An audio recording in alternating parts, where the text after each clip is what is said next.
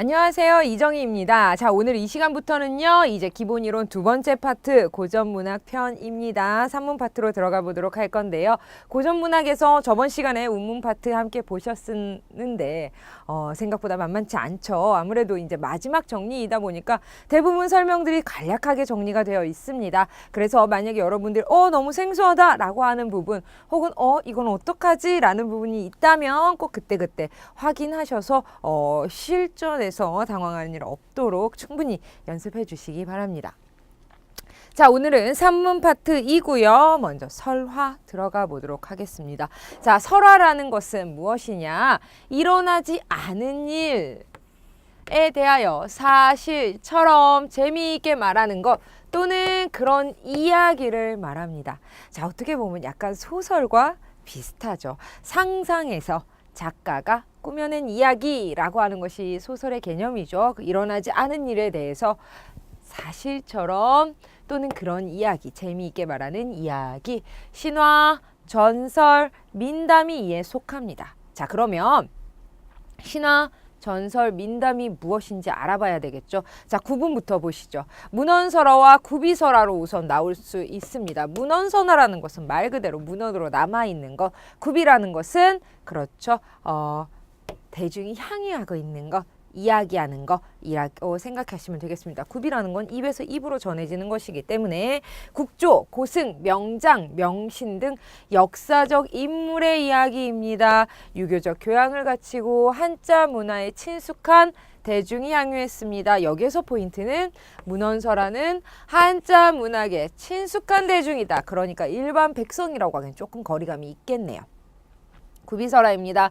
흥미 중심의 허구화된 웃음거리 이야기입니다. 한자 문화와는 거리가 있는 대중이 향유했습니다. 그렇다 보니까 문헌설화라는 것은 책을 바탕으로 하는 것이기 때문에 그렇죠. 한자가 포인트이겠고요. 자, 구비는요. 한자를 몰라도 상관없는 거죠. 자, 우리 민족의 감정과 풍습을 단적으로 드러낸다. 내용에 있어서는 상상적, 공상적이며 형식에 있어서는 서사적이다 라는 거 알 수 있겠네요. 자, 설화의 이해입니다. 자,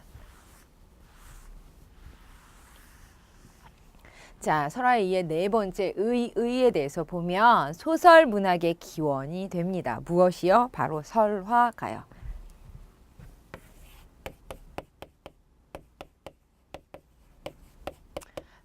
폐관문학이다 라고 되어 있는데요. 폐관문학이라는 것은 여러분들 교재에 쭉 넘어가서 다음 장에 보시면요. 길거리나 세상 사람들 사이에 떠도는 이야기, 가담과 항설이다 라는 말이 있습니다.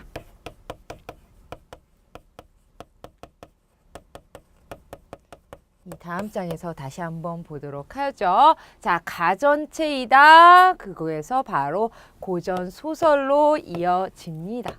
자, 이후에는 구전설화는 고전설화로 개조 내지 정착됐다. 즉, 입에서 입으로 떠돌던 것들이 한글이 창제된 이후에 많은 사람들이 두루두루 글자라는 걸 알고 기록을 하기 시작합니다. 그렇다 보니까 이런 것들이 자연스럽게 고전 소설로 정착하게 되는 거죠. 설화와 고전 소설, 신소설로 이어집니다. 보시면요. 귀토지설은요. 토끼전, 토해간이라 그래서 우리 알고 있죠. 거북이 이야기. 방이설화, 박타는 처자는 흥부전 연애각으로. 열려, 도미의처, 신원, 암행어사, 남원추녀. 남원하고 암행어사 나오면 그렇죠. 춘향전, 옥중화. 아마 이거 드라마 이름 때문에 조금 많이 혼란스러우실 것 같은데요. 아니고요. 춘향전에서 이어진 게 옥중화입니다. 아무래도 춘향이도 옥에 갇히게 되죠. 수청을 들어! 그랬는데 싫어! 라고 했더니 이러면서 옥에 가뒀는데 옥 안에서 피는 꽃이다 라고 해서 옥중화입니다. 연권녀, 효녀지은, 인신공양. 좀 인신공양이라는 말이 무섭긴 하지만 효녀, 인신 혹은 효녀 공양이다 라는 것은 심청적, 강상연으로 넘어가게 됩니다.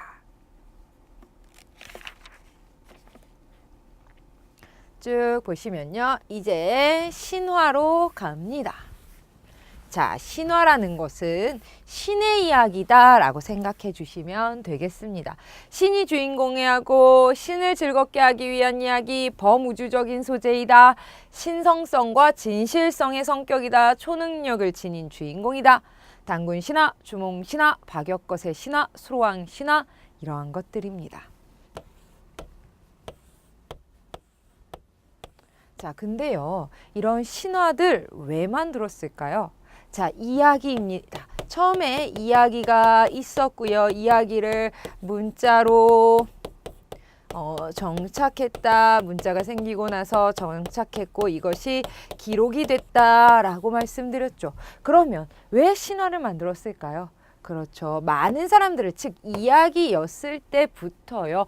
왕에 대한 이야기, 우리가 왕은 하늘이다 혹은 해이다 이런 표현, 유일한 존재이다, 신과 같은 존재이다 라는 표현을 많이 합니다. 그렇다 보니까 왕권을 강화하기 위해서 보시면 뭐 단군신화, 하늘에서 내려오고 주몽신화 어려서부터 어때요? 조금 기이한 출생이 있긴 하지만 나라를 세울 만한 그러한 신과 같은 신화, 신격화했다라는 말로 생각하시면 될 것 같습니다. 그러니까 국민들을 하나로 모으고 왕권을 강화시키기 위해서 퍼뜨렸던 이야기들이 점차 정착이 됐다라고 생각해 주시면 되겠습니다. 자, 전설은요. 아마 기억나실 수도 있는데요. 전설의 고향. 이라고 기억해 주시면 될 것 같아요. 여름에 항상 여름에 단골이었는데 요즘에는 좀 뜸한 것 같아서 아쉽긴 한데요. 자, 어떤 고장의 전설 혹은 어떤 고장의 바위나 혹은 나무나 혹은 거기에서 보면 떨어졌던 어떠한 절벽이라던가 이런 것들, 즉 증거물이 존재합니다. 그러한 이야기입니다. 자, 그러면 어느 날 저는 옛날에 전설의 고향 말고 은비갑이라는 만화를 보더라도 어떤 오누이가 이렇게 어머니 아버지를 그리워하다가 이렇게 오누이가 이렇게 서 있었는데 어때요? 결국 그 자리에서 나무가 되었고요. 이 나무가 끝에 이렇게 뭐 가지가 붙게 됐다라는 거, 뭐 이런 은비가비 이야기도 있었던 것 같아요. 그게 현재 어디에 있습니다라는 말도 들었던 것 같은데 이러한 것도 전설에 속합니다. 사물, 현상, 유래를 설명해 주는 방식을 취하는 설화, 신화에 비해서 시간과 공간이 한정되므로 특정의 시간과 장소를 나타내는 것이 특징입니다. 그러니까 전설과 신화는 신화의 이야기, 신들의 이야기, 전설은 증거물이 항상 있어야 됩니다. 이 바위는 효녀인 누가 아버지를 위해 무엇을 구하기 위해서 어디에 갔다가 곰의 처녀가 됐다라는 그러한 전설이 내려져 옵니다 라고 하면서 이렇게 생긴 막 바위가 있다거나 그런 것들이 바로 전설이고요. 민담은요, 아마 한자에서도 아실 수 있으셨을 거예요. 흥미 위주로 지어낸 이야기이기 때문에 일정한 내용에 구애받지 않고 자유롭게 꾸며집니다. 이야기 속에 등장하는 인물은 난관, 어려움을 극복합니다. 운명을 개척합니다. 성공하는 인물입니다. 구토설화, 방위설화, 연건녀설화 및 불교설화에 해당하는 조신설화, 그 다음에 김현감옥까지요. 난관을 극복하고 운명을 개척한다, 성공한다 라는 거, 그래서 사람들에게 좀 희망을 주려는 그러한 의도가 있습니다. 그럼 신화전설 민담 한번 구분해 보죠. 자, 봅시다. 신화는요, 신에 대한 이야기, 전설은요, 사물, 현상의 유래, 기원을 설명하는 내용이라고 해서요, 설명하는 내용이어서 증거물이 있어야 됩니다.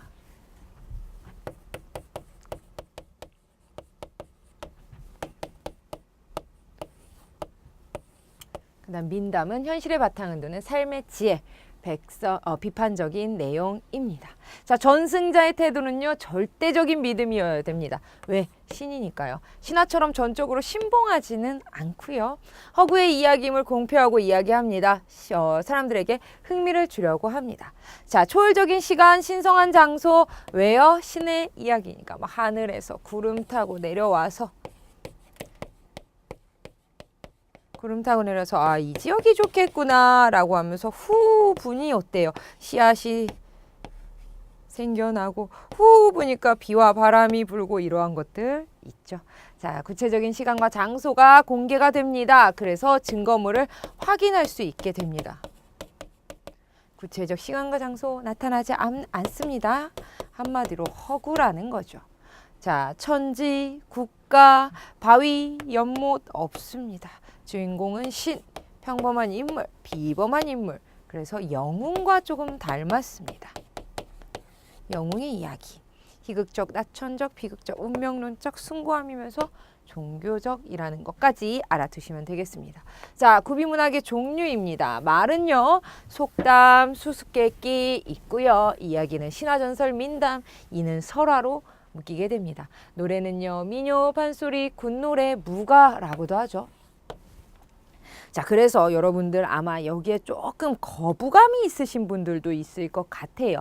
자, 근데 여기에서는 약간 설명이 필요합니다. 왜 그러냐면 지금은 무당이다 라고 해서 거부, 무서워 이런 표현들 좀 사회적인 인식이 많은데요. 예전 같기만 하더라도요. 우리 고대로 가면은 그때는 신과 어때요? 그 다음에 재정일체라고 해서 다스리는 사람과 신과 같은 급이었습니다. 그렇기 때문에 하늘에 신이 있다면 이 사람을 어때요? 신에게 기도를 올려주는 사람이라는 좀 명목이 있었습니다. 그렇기 때문에 이 사람에게 말을 해서 이 사람이 신과 대화하는 사람, 그래서 여러 가지 제의라던가 혹은 여러 가지 행사들을 많은 사람들이 즉 이 사람이 중간에서 다 지도했었습니다. 그렇다 보니까 지금처럼 종교가 많이 있기 않기 때문에 굿노래다라고 하면 여기서는 종교적으로 바라보지 마시고요. 굿노래를 문학적으로 바라보신다면 예전 같은 경우에도요. 지금은 병원이라는 게 있긴 하지만 예전에는 병원이 의원이라는 단어가 있긴 있었지만 마음의 병을 고치는 의사는 그때 당시엔 존재하지 않았습니다. 그렇다 보니까 마음의 병을 털어놓을 수 있는 대상자, 그리고 왠지 앞에를 내다볼 수 있는 대상자, 그런 힘을 가지고 있는 무당을 많이 찾아갔었고요. 그리고 병원에서 고치지 못하는 병을 무당에게 굿을 통해서 어때요? 많이 고치곤 했습니다. 그렇다 보니까 이 무당이 읊조리는 노래라던가 춤이라던가 이런 것들이 이야기로 현존하는 것이 굉장히 많습니다. 그래서 이러한 것들을 따로 연구하시는 분들도 있으십니다. 그래서 저도 이제 굿하는 영상 이런 걸 대학교 다닐 때 한번 보면 그분들이 처음에는 한두 번 들었을 때는 무슨 말을 하는지 잘 모릅니다. 뭐 이렇게 하는 것 같은데 여러 번 듣다 보면 그 안에 이야기가 있더라고요. 그래서 지금 현존하는 이야기 중에 무당, 즉 무가라 그래서 굿을 할 때 노래를 부르거나 거기에서 노래 사이에 뭐뭐 했지 라고 하면서 이렇게 이야기를 던지는 표현들이 있거든요. 거기에 되게 많은 설화들이 담겨져 있다. 그래서 노래에 민요, 판소리, 굿노래라고 들어갑니다. 우리는 이를 무가라고 합니다. 여기서는 종교적으로 바라보실 게 아니라 그냥 하나의 문화이고 이야기이고 콘텐츠로 바라봐 주시면 좋겠습니다. 자, 놀이는요, 꼭두각시 노름, 인형극이죠. 그 다음에 탈춤, 가면극, 무당굿놀이, 무국 있습니다. 역시 마찬가지입니다. 자, 폐관문학이 드디어 나왔습니다. 앞에서 계속 폐관문학 이야기는 있었지만 개념 정리는 할 수 없었습니다. 이미 알고 계시는 분들이 많겠지만요. 민간에 즉 우리들이 살아가는 그런 가에 집들이 모여 있는 데에 길가나 세상 사람들 사이에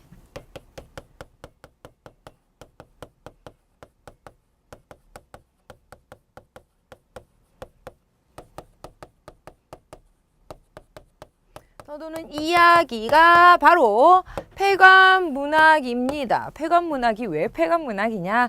그러면 왕이 있습니다. 왕이 나 백성들의 이야기를 좀 가깝게 듣고 싶어. 신하들이 각색한 거 말고 진짜 백성들의 이야기를 듣고 싶어 라고 하면서 너 백성들이 사는 동네로 가. 너도 가.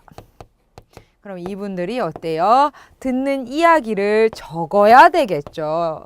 그래서 왕에게 보고해야 되죠. 가서 왕 귀에 대고 어째 있잖아 라고 얘기할 수는 없으니까 이런 거 하나하나가 폐관 문학이 된 것입니다. 왜 그러냐면 기본적으로 바탕에 진실은 깔려 있지만 아무래도 왕께 보고를 하다 보니까 좀 다듬어졌겠죠. 다듬 해야 됐었습니다. 네, 완결성을 갖춰야 되기 때문에 왕께 보고하기 위한 그런 보고책이라고 생각하시면 되겠습니다. 이들의 직책도 있었습니다. 자, 한문학의 발달로 시문을 한자로 기록해 폐관문학이 발전하게 됩니다. 라고 되어 있습니다. 폐관문학 잘 알아두시고요. 가전체 문학입니다. 가전체 문학에서 포인트 잡으셔야 될 내용은요.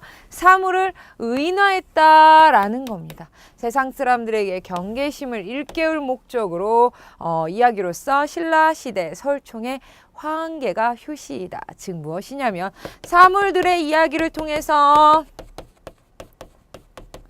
어때요? 우리가 제3자의 눈으로 이들의 이야기를 직접적으로 보는 거죠. 그렇다 보면 어때요? 닭이 자신을 되돌아볼 수 있는 게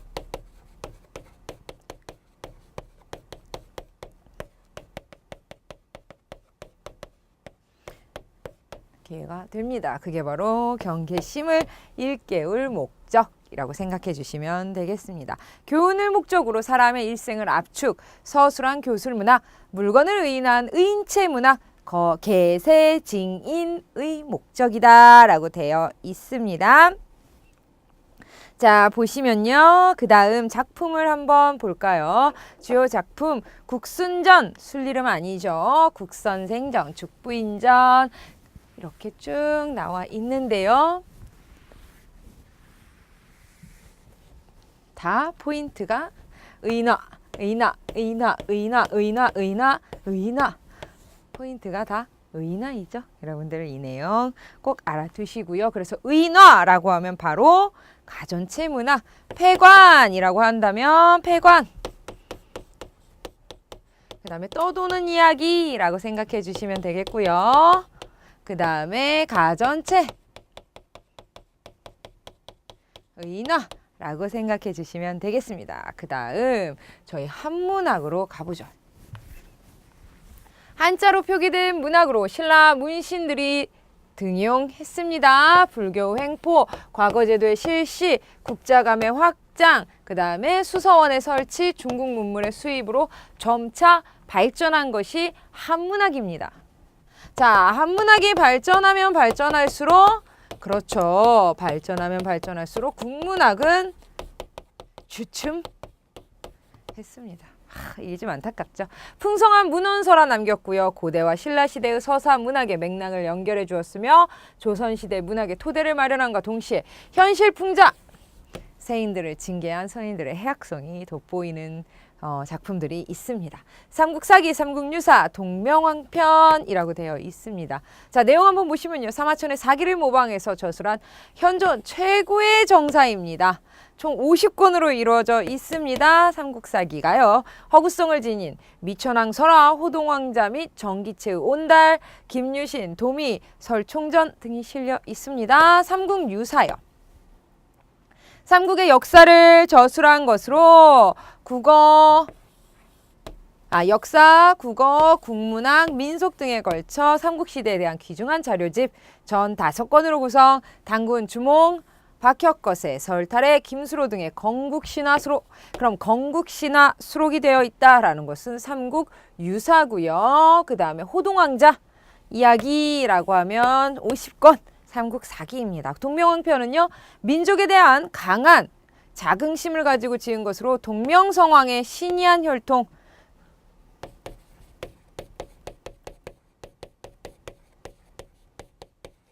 그리고 고난을 이겨내는 건국과정, 그리고 그의 아들 유리왕의 즉위 과정을 오원의 한 시체로 그린 영웅서사시, 줄을 달아 내용을 쉽게 이해할 수 있었다. 동국 이상국집에 실려 있다. 동명왕편. 자, 이렇게 해서 한문학 계속 보면요. 한문학은요, 유교가 국교가 됩니다. 드디어 나라의 교로 바뀌게 되는데요. 성리학을 기반으로 하는 정책에 따라서 유교와 불교가 혼합된 한문학은 점차 배척되고요. 순수 한문학이 성립했습니다. 우리나라 지금 불교를 보면 이때의 좀 불교의 영향이 있었던 것 같아요. 우리나라가 불교가 유교 플러스 좀 불교의 색깔이 진하다라고 하더라고요. 이런 게 아마 영향이 있지 않았을까라고 합니다. 자, 강희안의 작품부터 해서요. 쭉 보시면요. 서거정 유명하시죠? 이 정도 알아두시면 될 것 같습니다. 그 다음 고전 소설로 갑니다. 조선시대 산문의 흐름인데요. 자, 한문학 봤고요. 이제 고전 소설은 너무너무 중요합니다. 고전 소설은 작품도 많이 있거니와 여기에서 포인트는 아무래도 그렇죠. 한글이 기본 바탕이 된다라는 것이 가장 큰 특징 중에 하나가 아닐까 생각이 됩니다. 고전 소설의 일반적 특징은요. 작가와 연대를 대부분이 자세히 알 수 없습니다. 주인공 대부분은 외모가 출중해요. 태어나면서부터. 그렇죠. 뛰어난 능력 지니고 있습니다. 뭔가 태어나면서부터 선택받으니 어떻게 보면 금수저인가요? 그래서 전형적이면서 평면적이다. 전형적이다라는 것은 어떻게 보면 양반의 전형이다. 그리고 가부장적인 가족의 가정의 가장의 전형이다라고 해서 그들이 속한 무리라던가 혹은 그들이 향유하고 있는 문화에 대해서 그의 대표 성격 지닌 것이 많습니다. 그래서 전형적이다. 양반의 전형이다. 이러한 것들 알 수 있습니다. 그리고 평면적이다라는 것은 입체적과 반대인데요. 아무래도 어때요? 일편 성격의 변화가 평평합니다. 변화가 없다라는 거. 한 번 착하면 죽을 때까지 착해요. 한 번 얄궂게 행동하거나 얄미우면 죽을 때까지 얄밉다. 라는 거 알 수 있고요. 자, 그래서 좀 바뀌거나 그런 건 아닙니다. 우연적이면서 정기적이면서 비현실적이고 권선징악. 착한 사람은 복을 받고 나쁜 사람은 벌을 받는다. 해피엔딩 결말 같습니다. 제가 좋아하는 해피엔딩인데요. 근데 고전 소설 중에 해피엔딩 아닌 것이 딱 한 편 있습니다. 그게 바로 운영전이죠. 시간 순서에 따라 진행됩니다. 라는 거. 그래서 순행적이다. 혹은 평면적이다 라고 하고요. 영웅의 일대기적인 형식입니다. 영웅의 일대기. 처음에 비범한 출생. 독특하게 태어나죠. 근데 어때요? 한 번에 위기가 찾아옵니다. 음의 세력. 그 다음에 거기에서 기적적으로 어때요? 자기를 도와주는 그러한 선인을 만나게 되죠. 그 다음에 조력자를 만나게 됩니다. 조력자를 만나서 수련의 과정을 거쳐서 다시 한번 위기가 찾아오고요. 어때요? 여기에서 지혜를 총동원해서 잘 넘기게 됩니다. 위기를 모면하게 되죠. 그래서 마지막 크게 성공합니다. 그게 바로 영웅의 일대기적인 형식이다라는 것이고요. 조선 전기의 소설과 나뉘어져 있는데요. 조선 전기부터 보시면 한문으로 표현된 것만 있습니다. 정기적이다라는 거. 발단은요. 내용 보시면 처음에는 집안 계보, 출생, 그 다음에 전개에서 보시면 기이한 결연, 그 다음에 위기, 고행과 파란, 절정, 대단원, 행복한 결말, 부귀영화로 넘어가게 됩니다. 자, 최초의 고전 소설은요. 김시습의 금오신화이고요. 자, 한번 보시면요. 만보사저포기, 그 다음에 이생규장전, 유부벽정기, 남염부주지, 용궁부연록 이렇게 되어 있네요. 만복사저포기는요. 남원에 사는 총각 양생, 노총각 양생이 부처님과 윷놀이 내기하고 수년 전 외구에게 죽은 처녀 화신을 만나 사랑을 속삭였다. 이생규장전, 개성의 이생과 최소저의 연애. 후반에 가서 이생이 홍건정 난에 죽은 아내 최수저의 환신을 만나 부부 생활하다가 헤어졌다라는 거.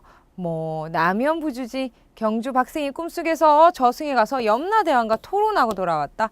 이런 내용들 담겨져 있습니다. 김시습의 금오신화에 수록되어 있고요. 그 다음에 조선 후기에는 드디어 한글 소설이 등장하게 됩니다. 허균의 홍길동정 작자미상의 전우치전이 있습니다. 요즘은 홍길동전이라고 하면 그렇죠. 잘생긴 홍길동들이 자꾸 생각이 나죠. 전우치전도 그렇습니다. 저도 강동원이 먼저 생각이 나는데요. 자, 이렇게라도 좀 가깝게 생각해 주셨으면 좋겠습니다. 자, 영웅의 일대기를 근간으로 한 소설로 거의 천편일률적인 구성입니다. 영웅의 일대기 구성.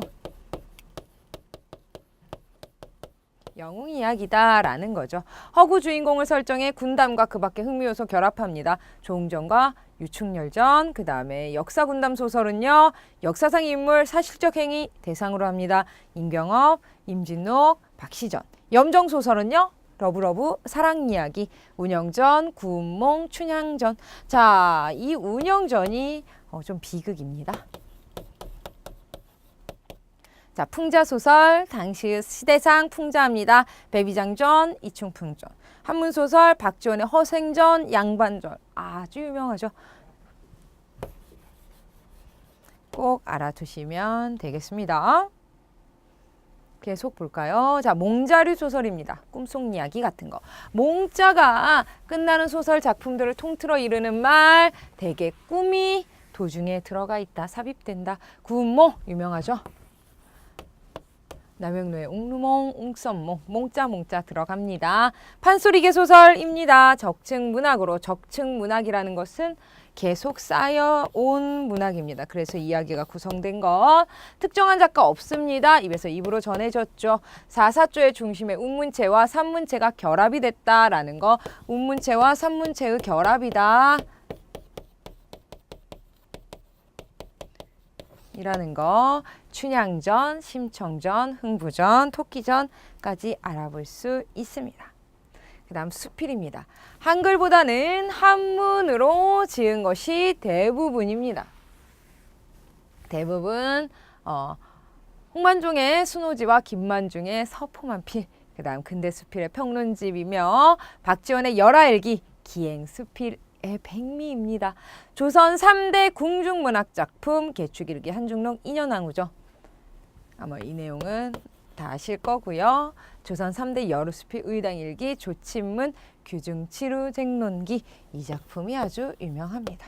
조친문도 바늘이 죽은 것을 의인화해서 이야기하죠. 자, 의유당 일기는요. 의령남씨의 남편이 함흥판관으로 부임하자 그 부군의 명승지를 돌아보며 지은 기행, 전기, 번역 등을 합편한 문집입니다. 한글로 집필했고요.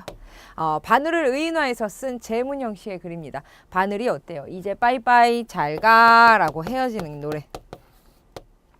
자, 규중치루쟁론기라는 것은요. 규중에 있는 7벗, 그 다음에 그들이 서로 논쟁하는 거, 즉 아시방에 있는 뭐 골무, 뭐 바늘, 그 다음에 가위, 그 다음에 뭐 이러한 것들 등등이 어때요? 내가 제일 잘났어 라고 여기 나와 있네요. 바늘, 자, 가위, 인두, 다리미, 실, 골무들이 어때요? 내가 제일 잘났어 라고 서로 이야기를 하다가 그 인간 사회를 풍자한 작품입니다.